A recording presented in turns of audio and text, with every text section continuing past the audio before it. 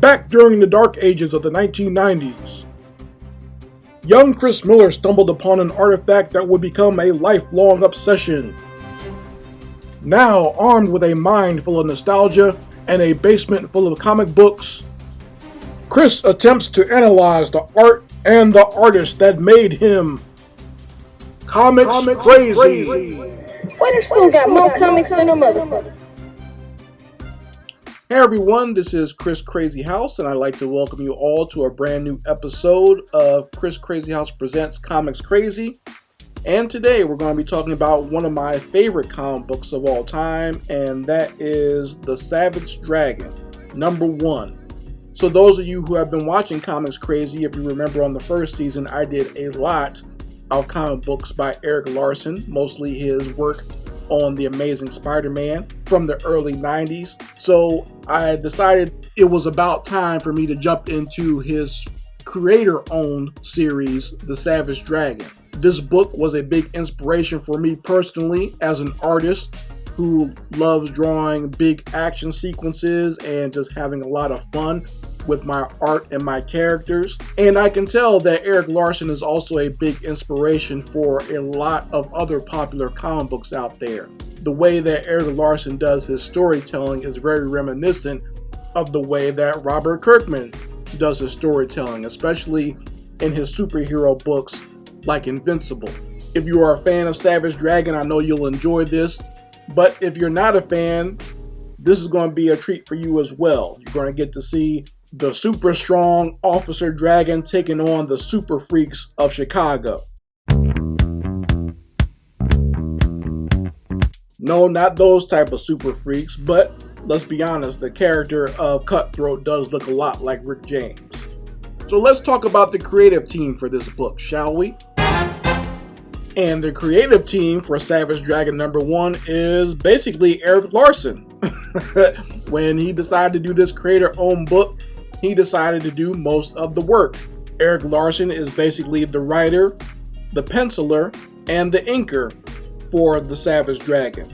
We do have Chris Eliopoulos doing the lettering for this book, which is, or I should say, was a more important job during this time in comics before you had all these different computers being able to do all these weird types of fonts. Lettering used to be a big deal in comic books. And we also have Gregory Wright doing the colors for Savage Dragon. So once again, Erik Larsen was also an inspiration for me as a young budding artist at this time, because I could see that it was possible for someone to do the majority of the artwork and the writing for their book.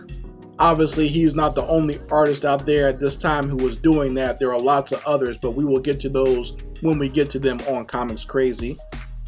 But this is definitely something for a lot of you indie artists out there to realize that if he can do it, so can you. Let's get on with the flip through and review.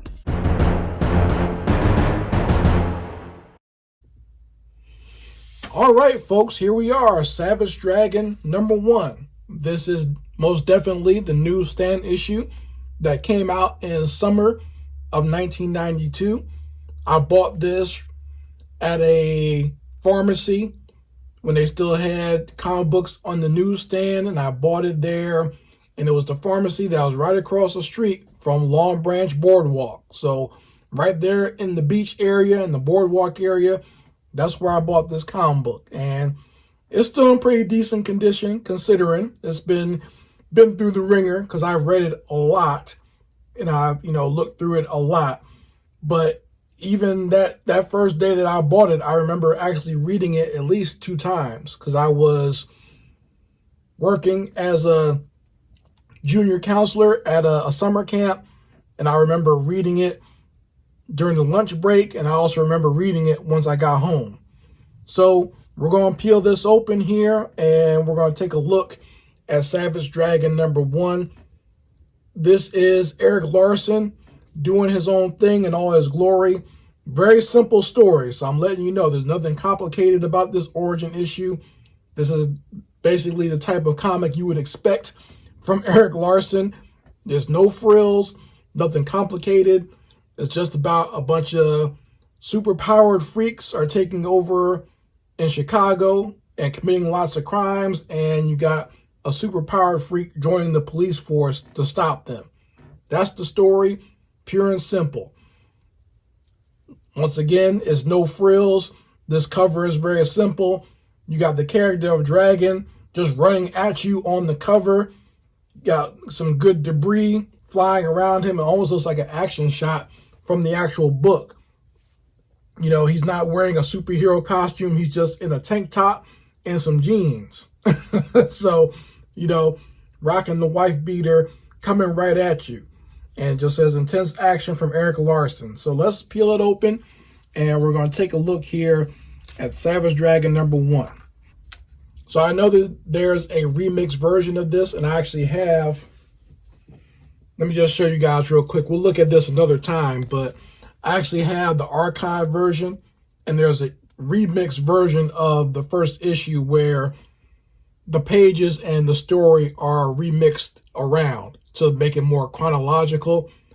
This is how it was presented in 1992, so that's the issue that we're going to go with. And I'll do the updated version another time. I might even just do that on the Patreon. So, story starts out here right at the beginning with Dragon trying to catch this villain called Cutthroat as he's getting away. No backgrounds, just a bunch of action lines. And I recall, you know, at the time, a bunch of the Amazing Spider-Man work that Erik Larsen was doing would start out just like this, where it would drop you right in the middle of the action. You know, we did that review of The Revenge of the Sinister Six. Those also start out very similarly. So Erik Larsen is continuing that tradition in this book. And like I said, just got an angry green man with a fin on his head and a cop uniform trying to catch this criminal, and just dropping you right off in the middle of the action. And then we jump over here, we get our splash page. So you start off with the major splash page, and you go right to the double splash page of these two characters going ham right there on the cover. And right off the bat, we're seeing that because this is an Image comic and there's no censorship, we get some violence in here. We get some blood. And we see the character of Cutthroat. He's cutting the dragon open.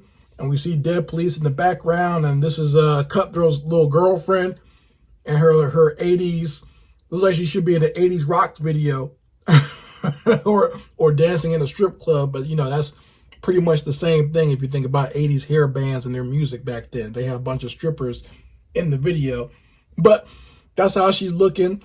And your boy Cutthroat is getting a left hook straight to the jaw. And you see the money that they were stealing at the bank flying all around. So drops you right into the action. You really don't even know what's going on just yet, other than what you're seeing right here in front of you on the pages. So the character Cutthroat and his girlfriend are trying to fight back, and Dragon is taking the hits, and he keeps coming. He's been slashed on the face, on his chest. The girl is jumping on his back. He just kind of punches her in the face. I kind of like this very nonchalant punch going on here. So this guy, Cutthroat, he's doing his best to fight all Dragon, but it seems to not be working. So here, the next page, Dragon retaliates. Gives a headbutt and a punch to the gut.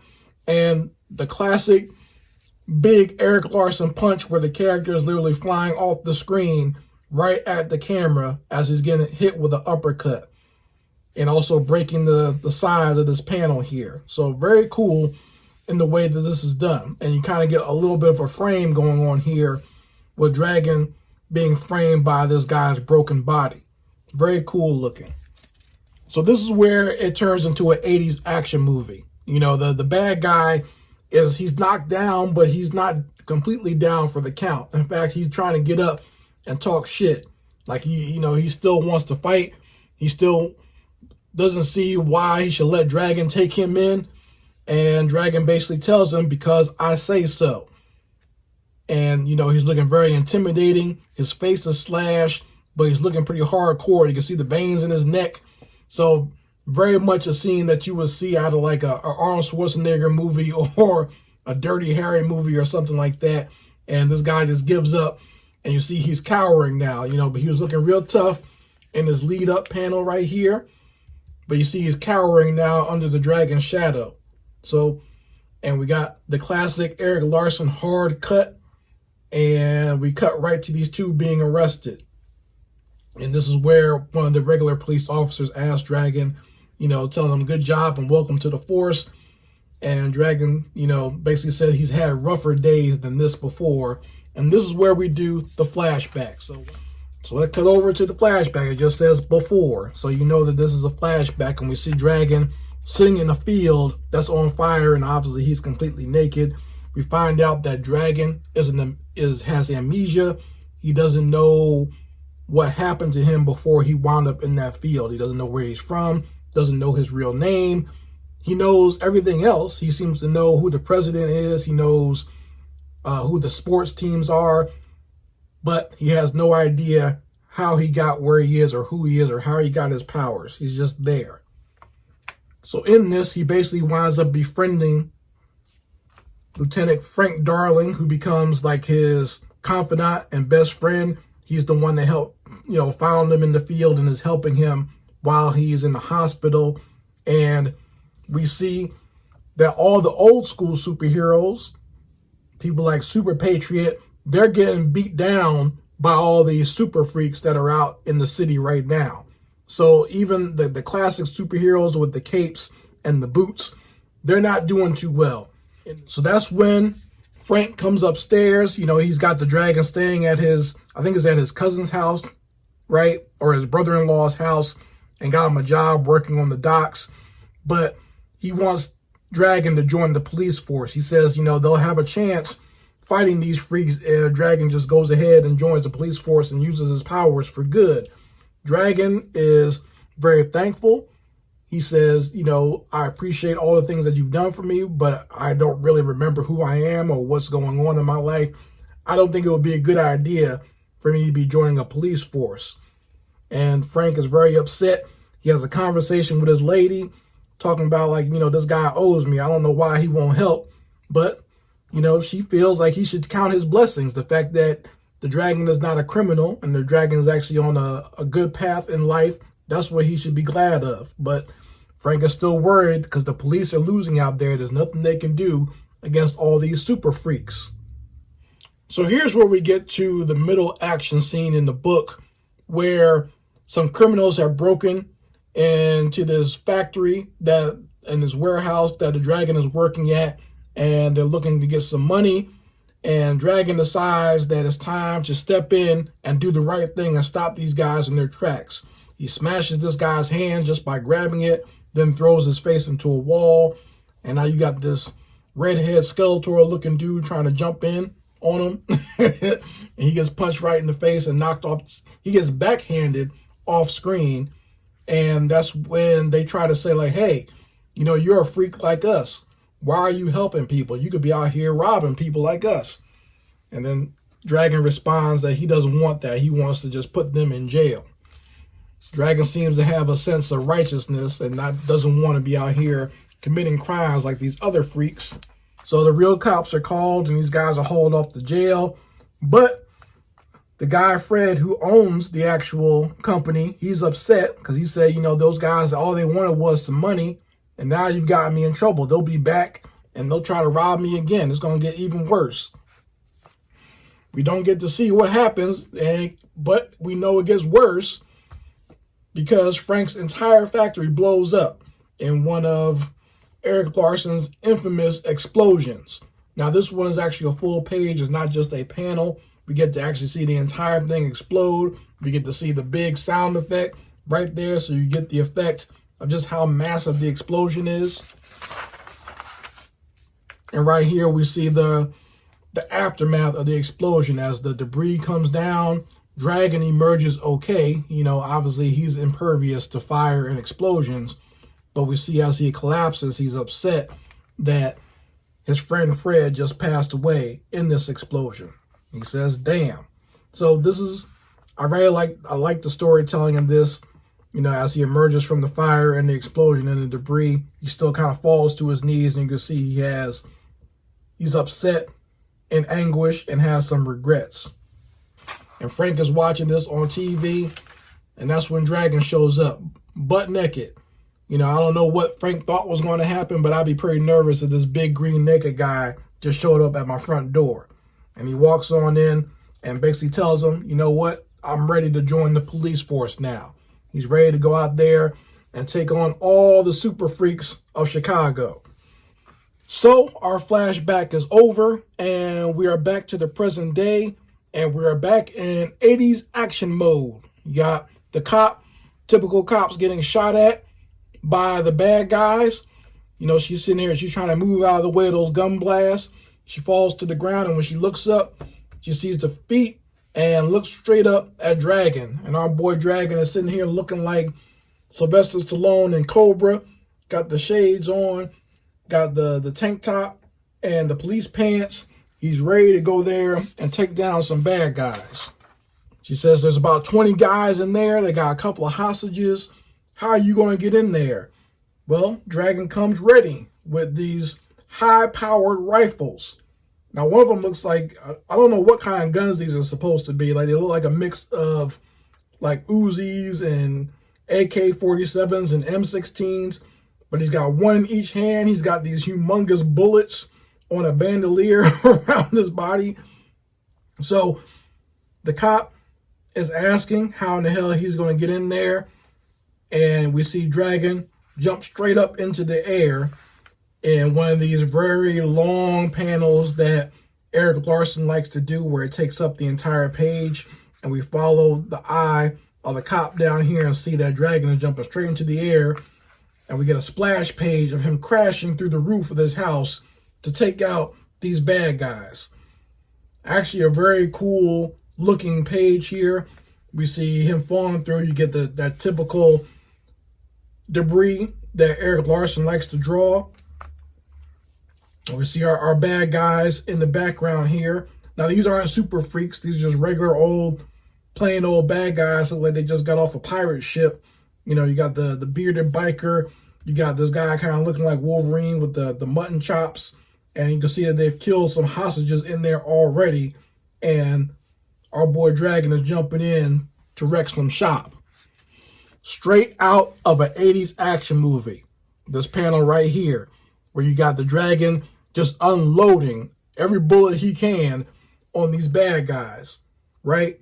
And this is perfect action shot. Even though this is the early 90s, we're coming out of the 80s, and that those beginnings of a decade usually have leftovers from the last decade, and we're seeing a lot of 80s action movie here. This is the type of action scene that Erik Larsen likes to do, where the main character is just shooting, and you can see the bullets, knocking the guns out of these guys' hands. It seems like he's trying not to kill them at this point. He just wants to arrest as many of them as he can. So he's just hitting their weapons and kind of knocking them out the way. This dude actually scores a shot and hits Dragon directly in the eye. And this is actually a pretty funny panel right here. The fact that, he actually gets shot in the eye, but it also showcases just how strong the character is. The fact that he can take a bullet to his eye that way and survive it and really not worry too much about dying in the process. He takes out this guy's legs, RoboCop style, and then we see him turn around, and this guy has a hostage. He's holding a gun to her head. We're wondering what he's going to do. I guess this guy's supposed to be a Nazi. I don't know if he's just a Nazi or someone like Charles Manson. He's got the swastika on his forehead. And the Dragon is about to make his move, and then we see these sound effects go thok, thok, thok, thok, like that. Now, what could be the sound effect going on here that doesn't sound like bullets? It seems to be ninja stars shot into the arm of our villain here. And we see the hostage run away, and we see that there's an actual superhero in the background. A new superhero called Star, and he's there to help Dragon. He says that, he's more of a hardcore vigilante type superhero, not a cop, not like the superheroes are old with the capes and whatnot. He believes in taking action. Now the Dragon, he's about to arrest him, but Star seems to just dip out, and we're going to see more of Star as Savage Dragon goes on. So We got one of these long panels, once again, that Erik Larsen loves to do. But this time, you got a whole bunch of reporters pointing their microphones at Officer Dragon, asking him all types of questions. And we see Dragon on TV trying to, just kind of shoo them away, but also explain himself. And we wonder who is watching him on TV at this point. It turns out Overlord and his minions here, all the main criminal organization here in Chicago, they're the ones watching him on TV, and they're not too happy that there's actually a super freak on the police force that's out there interfering with their crimes. So we're going to definitely see more of these characters as time goes on. So that is the ending of Savage Dragon #1. Very cool issue. Once again, it's no frills. There's not a lot of exposition in here. It's very straightforward. It is a city overrun by criminals, and only one man can stop these types of criminals. And we got someone who has the same power as a lot of these criminals. He's a freak himself. The artwork is well done. Very action-packed. We got a lot of the way that Erik Larsen does a lot of his panel work. Like, this is about as quick as it goes by with his exposition. These two characters kind of talking to each other. That's his way of getting the exposition out of the way quickly and getting it done on one page. Not much of that, because we always want to get right back to the action. And there's 3 action sequences in this whole book. So when I first bought this, I was really enjoying it. I loved how colorful the book is. It's still kind of on newsprint, but it still looks good after all these years. And I just like the way all the weird characters look. Like, Erik Larsen is good at coming up with new characters, and as he goes along with Savage Dragon, we'll see lots of new and even stranger super mutants and freaks in this book. Obviously, the patented Erik Larsen explosion, also well done. Just like I said, lots of great action sequences in this book. I'm still a big fan of the first action sequence here. The way the book starts off with Dragon kind of jumping directly at the camera, trying to catch this guy. And the big double splash page. Simple, to the point. I would recommend, if anyone's doing a first issue of a brand new superhero, to kind of take some notes from this. Don't try to load your book up with too much exposition, especially if you're just going to do a short 22-page book like this. Keep it as simple as possible. Keep it as fun as possible so people will want to come back for more. And Savage Dragon #1. If you guys got a copy of this, let me know what you think about it in the comments section. I would love to hear your opinions on this classic first issue. So that is our flip through and review of Savage Dragon #1, one of my favorite comics from the early 90s and one of my favorites from those early days of Image Comics. The next book that we're going to do is going to be a classic from Spectacular Spider-Man, where our good buddy Peter Parker in his black Spider-Man suit gets into a scuffle with the bloodthirsty Sabretooth. Might even get some fan service from the Black Cat in this one as well. So make sure you're here next time for the next episode of Comics Crazy. If you want to support the channel, 2 ways you can do that. Make sure you go to my online store and pick up some of my creator-owned comic books and coloring books, all on sale at my website at chriscrazyhouse.net. Number 2 way you can support the channel is to go ahead and become a Patreon of Comics Crazy. The links will be in the description box in the comments section, and you can go to Comics Crazy Patreon, sign up for one of the tiers, and there will be lots of great videos that you can watch there, especially these particular episodes that will be completely unedited and in a lot longer format than I can put on YouTube. So thank you all for joining me here. Make sure you go ahead and smash that like button and go ahead and subscribe to this channel so that you're here for when I upload new content for Comics Crazy and also my own personal Chris Crazy House content. Chris Crazy House signing out. Peace.